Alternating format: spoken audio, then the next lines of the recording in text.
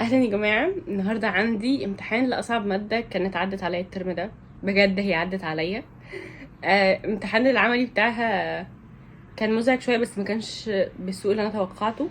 فيا رب يا رب يا رب الامتحان بتاع النهارده النظري يكون حلو، ما يكونش بالسوء اللي انا متوقعه، لان الماده بجد كانت فعلا صعبه طول الترم. فقلت ليه ما اوريكوش انا بعمل ايه قبل وبعد الامتحان. بعد الامتحان ما بعملش حاجه، محدش يتوقع اي حاجه. بعد الامتحان بننام، بس قبل الامتحان بنعمل شويه حاجات. الامتحان الساعه 1 ودلوقتي الساعه 9 الصبح، فيلا بينا اقول لكم المفروض اعمل ايه.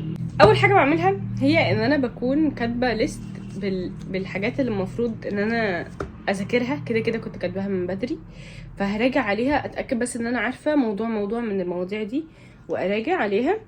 وبعمل حاجتين كمان. بصوا انتوا كده كده هتشوفوا المكتب، هو الوضع كارثي فيه، فايه هراجع على الحاجه اللي انا كاتباها وارجع بقى نتكلم. قال يوسف لأبيه يا أبت إني رأيت 11 كوكبا والشمس والقمر رأيتهم لي ساجدين. قال يا بني لا تقصص رؤياك على إخوتك فيكيدوا لك كيدا إن الشيطان للإنسان عدو مبين. تاني حاجه بعملها بقى، وهي حاجه بجد تحفه، ان انا بسجل لنفسي وانا بشرح المحتوى بتاع الماده. وبعدين بقى التسجيل بيكون على الموبايل، وبحط الهيدفونز في دماغي وببقى لابساها طول الطريق وانا رايحه الكليه، وبفضل بقى اسمع اسمع اسمع اسمع. في العادي انا مش سمعيه، انا بصريه، يعني المعلومه بتكليك في دماغي لما بشوفها مش لما بسمعها، بس فعلا بتفرق معايا. واظن لو حد بقى سمعي الموضوع ده هيفرق معاه جامد جدا جدا جدا. واخر حاجه بعملها بقى قبل ما بروح الامتحان هي ان انا بصور الحاجه اللي انا بذاكر منها. زي ما انتم شايفين كده انا بذاكر من حاجات كبيره، يعني ورق كتير والهانم الكبيره قوي دي، فمش هقدر اخدهم معايا في الشنطه. انا باخد شنطه صغيره جدا معايا الامتحان، وما بحبش ابدا ان انا ابقى ماشيه في الطريق واقعد بقى اعمل كده خالص. فبعمل ايه؟ في ابلكيشن اسمه ادوبي سكان.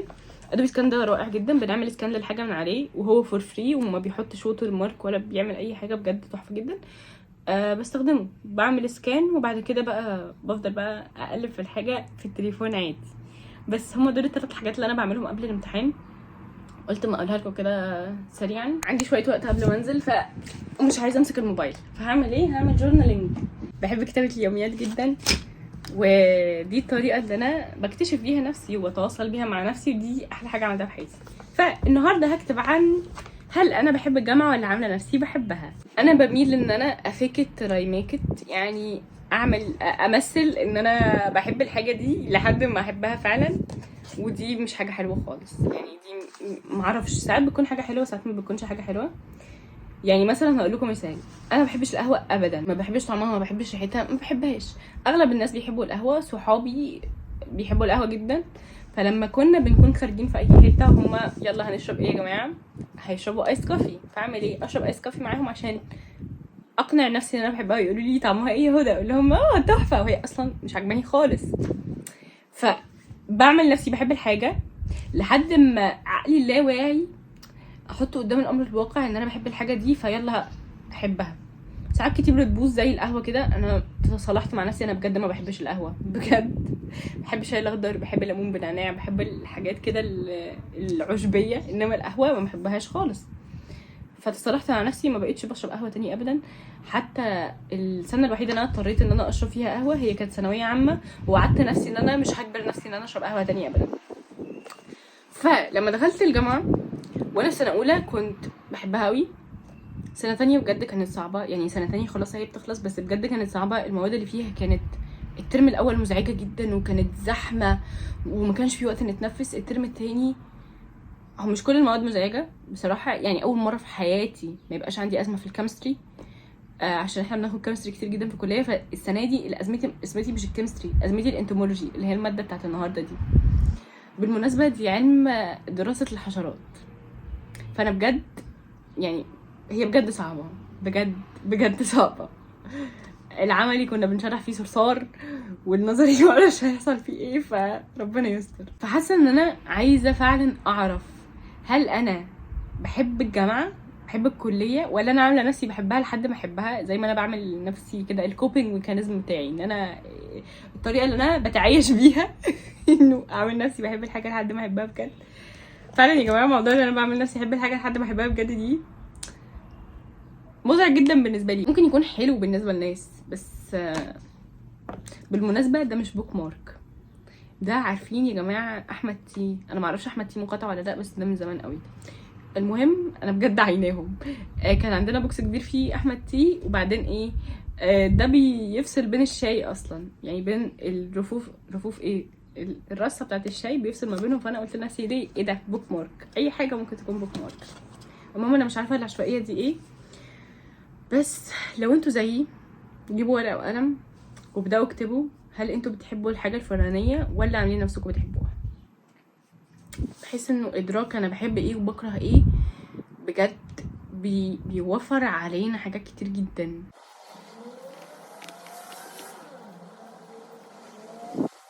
الاسباب اللي تخليني احبها اظن اقوى بالنسبه لي، واولهم بجد صحاب الجامعه. صحاب الجامعه بتوعي بجد يا جماعه عسولين خالص خالص خالص خالص، يعني بجد سكر، بجد بجد بحبهم قوي، وبجد اتمنى ان هما يعني يعيشوا حياه رائعه زيهم. كتابه اليوميات دي رائعه بجد، مبهره، بتخليني كده ايه كده ماشي خلاص. خلاص انا هفضل ساكته لحد ما نروح الامتحان ونرجع.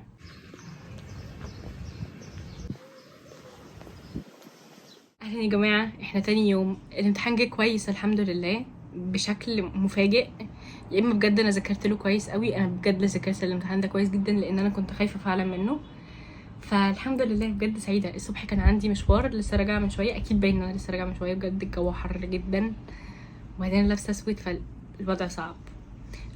بس قلت اما اطمنكم عليا. الحمد لله الامتحان جه كويس. النهارده هدي نفسي اجازه، طبعا طبعا اجازه مستحقه، لان فعلا الاسبوع اللي فات فعلا كان مليان ضغوطات بسبب الماده دي، بجد كنت عامله لهم البيت فيلم رعب. فالحمد لله ان الماده دي خلصت. اساسا بالنسبه لي طالما الماده دي خلصت يبقى انا خلصت، ما عدا ماده واحده كمان هي اللي هتحتاج مجهود شويه، بس بعد كده خلاص. صباح الخير يا جماعه، يوم جديد وامتحان جديد والحياه رائعه. مش النهارده الامتحان، بكره الحمد لله، ومش قادره اجبر نفسي اقعد اذاكر. عارفين بعد ما خلصت اهم ماده بالنسبه لي خلاص، مع ان امبارح الدكتور بتاع الماده اللي بعد دي تقريبا سوحنا تقريبا بجد، لان هو كان متفق معانا ان هو هيظبط معانا سؤال ب20 درجه هيجي، وكذا سؤال هيجي في الامتحان. فبنساله بنطمن يعني على الماده اللي بعد دي، هيا يا دكتور، قام قال لنا لا ذاكروا من الماتيريال بتاعته بجد مبهمه.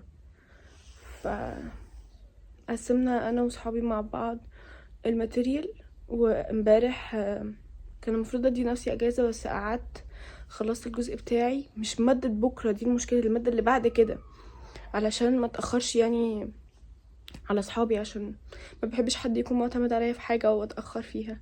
فعملنا كده بجد، دي حاجه حزينه جدا. كنت متضايقه قوي امبارح، لو بقول لك ايه ما تضايقنيش، ما تحاولش تضايقني، انا لسه مخلصه اهم ماده، بس يلا مش مشكله، خير خير لعله خير.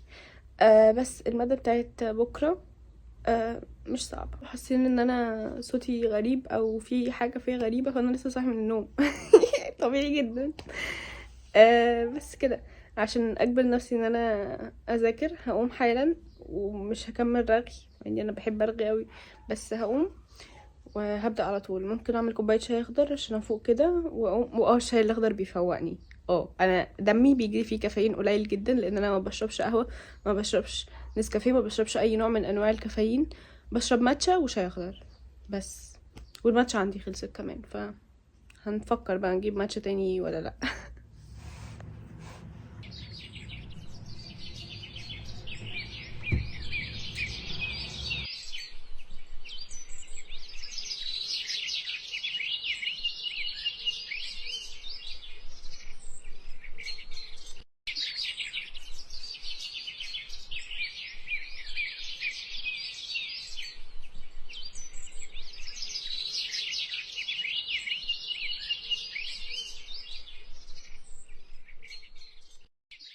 بس كده يا اصدقاء، ده كان فيديو النهارده.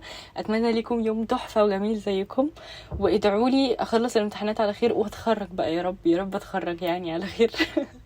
وبس كده.